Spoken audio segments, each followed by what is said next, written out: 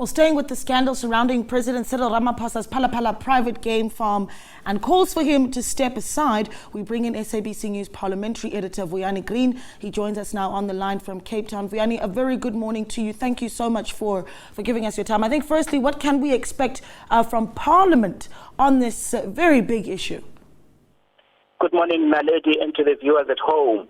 Well, tomorrow it's going to be a long day for Parliament, especially the National Assembly, because it's going to reconvene at 10 o'clock because it's the last sitting of the Assembly for the year. Top on the agenda will be the Section 89 panel report.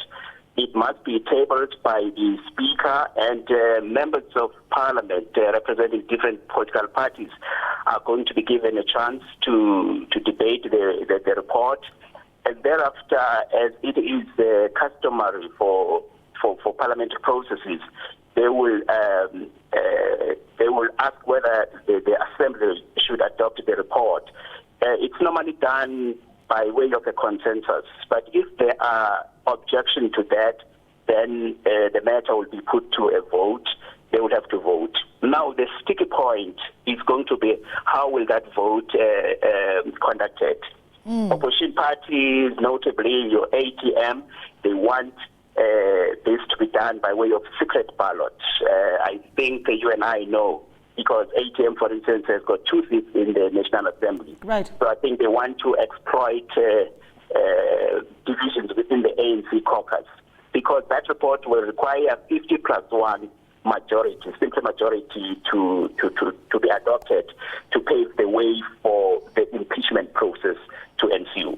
Yeah, I mean, and now that the president's lawyers have indicated that the president will challenge the report in court, what bearing, Vuyani, will this have on the parliamentary process? And of course, considering the fact that you're saying this is really the last sitting by Parliament for the year.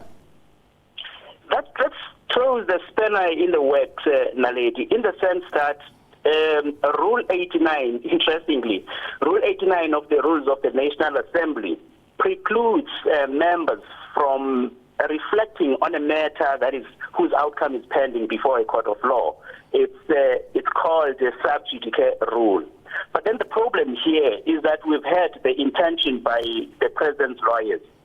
No decision has been communicated yet. And therefore, there is no interdict. There's nothing, no court papers, as far as we can ascertain, that has been served on the National Assembly to interdict them from processing the report. That becomes very problematic, because the usual role is for a party, a litigant, to go to court, high court, ask for an interdict, which will form part of Part A. That interdict will interdict Parliament from proceeding, with the matter. And then Part B will be the review application, because that Part A, that interdict, then the president will have to raise a number of issues. For instance, one of them is that if the National Assembly goes ahead with this, then he is likely to suffer irreparable prejudice, because even though he wants to take this matter on judicial review, then Parliament will have proceeded with it and go to the next step, which is impeachment. But now we haven't had all that. Instead, the president lawyers say that he's going to the Constitutional Court to seek direct access. Now, many people, they argue that, and I agree with that this matter is a weighty matter. It engages the jurisdiction of the Constitutional Court. And also it raises an arguable point of law of general public importance, which ought to be heard by the Constitutional Court. So the Constitutional Court will have to look at the reasons advanced by the president's lawyers to see first if it grants the direct access, secondly, whether it engages the Constitutional Court, the matter engages the Constitutional Court's jurisdiction. Now we have a precedent here. But because the Constitutional Court is not a court of first instance, but we have a precedent in terms of the Zondo Commission, which approached directly the Constitutional Court, and the Constitutional Court granted them a direct access, and then the matter was decided expeditiously. So we hope this time around the same thing will happen. But I don't think Parliament will stop discharging its responsibilities. Right. I want to ask you this. Yeah, Vuyani, I'm just jumping in there just in the interest of time. But it's interesting because you talk about the various processes that are taking place, what could possibly be coming towards us from the Crown Court, the processes that Parliament and the National Assembly in and of itself has to go ahead with moving from the coming out of that Section 89 report. How much of an impact does what comes out of the ANC, NEC have on how members of Parliament respond within the National Assembly? Well, in terms of our electoral processes, MPs are deployed to Parliament by their respective parties. It's parties who won, seats in the National Assembly. And therefore, MPs, they serve in Parliament at the behest of their respective parties.